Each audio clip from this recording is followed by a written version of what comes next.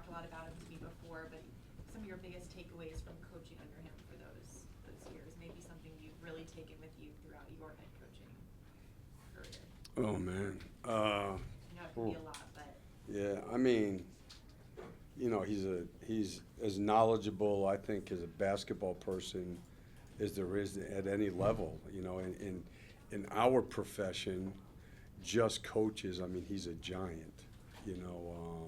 College coaches go to him. NBA coaches rely on him. There are a lot of good coaches. There are very few guys who are innovative. Like Coach Knight was innovative. Coach Dean Smith was innovative.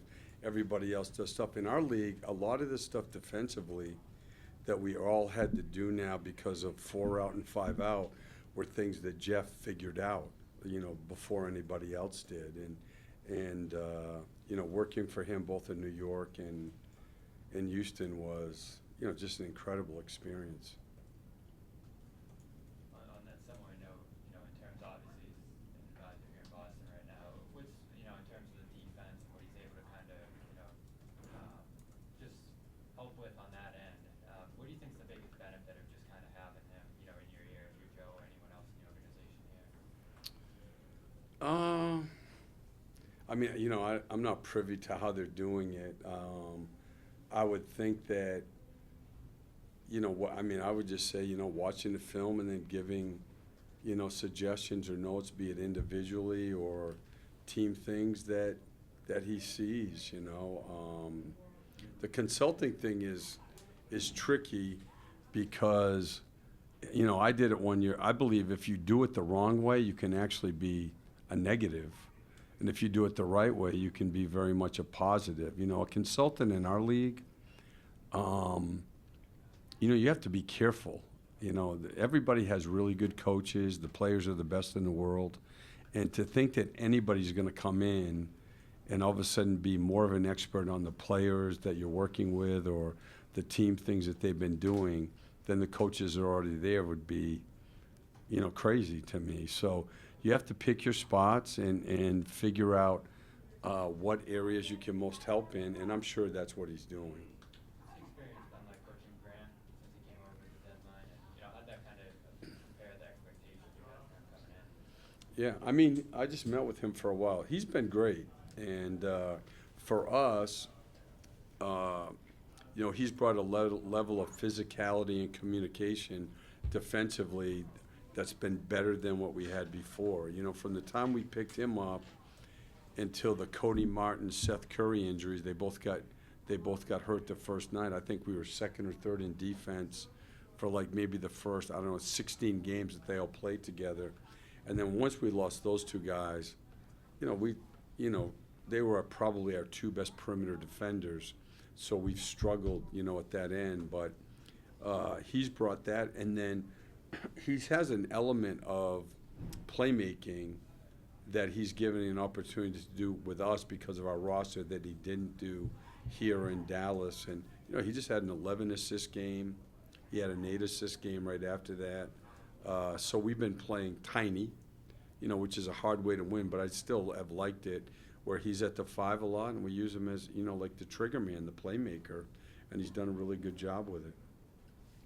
Steve, are you trying to savor this moment tonight at all? I mean, coaching inside TD Garden. Yeah, you know what, is I want to, the one thing that we've really tried hard to do, we just played 8 in a row at home against really good teams, and I thought our guys were great. We're out of it. They're not meaningful games for everybody except for Portland.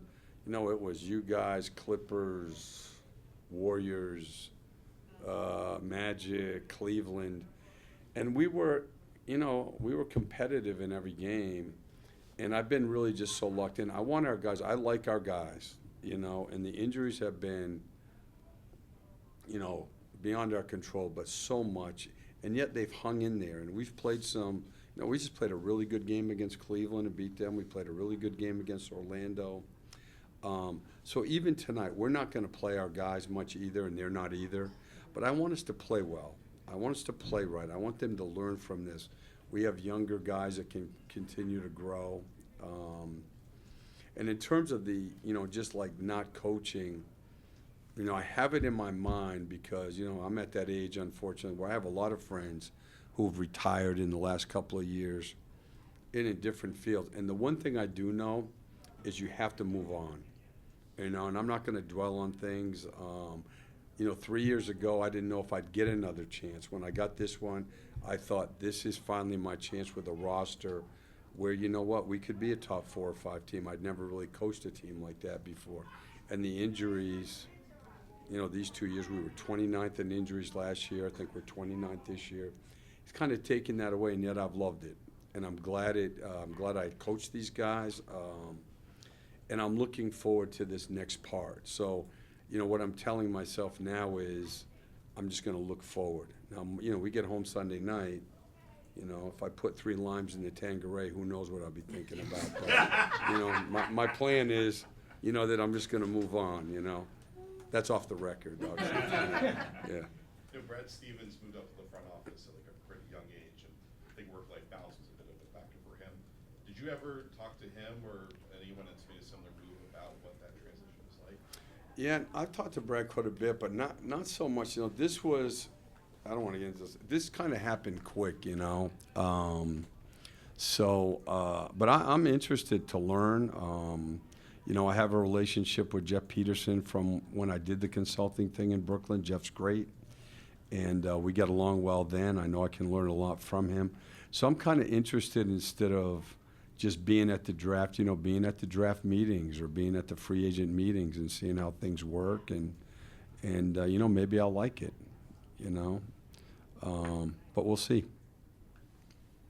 Just last question, with Bolden starting, who do you anticipate coming off the bench? You know, we're going to have to play small. We don't have another center, but I do think it's a good opportunity for Poku to play the 4 and the 5. We'll just play 2 4-men. But again, I'm going to try to play through him. He's so skilled, and he's been playing all out of position. You know, he's more, to me, of a 4-5 flat. He's not Jokic, but you know what I'm saying? He can pass. He can play off the dribble, and we haven't had a chance for him to do that. So these 2 games will be an opportunity. It'll be a struggle at the other end and on the glass, but I'm good with that. Just I want to see him have that opportunity. Will Grant go tonight? Nah, Grant's not going to play. Yeah, Grant's beat up. He's played a lot of minutes and got a shoulder. You know, he's got a foot sore, so he's not going to play. Good.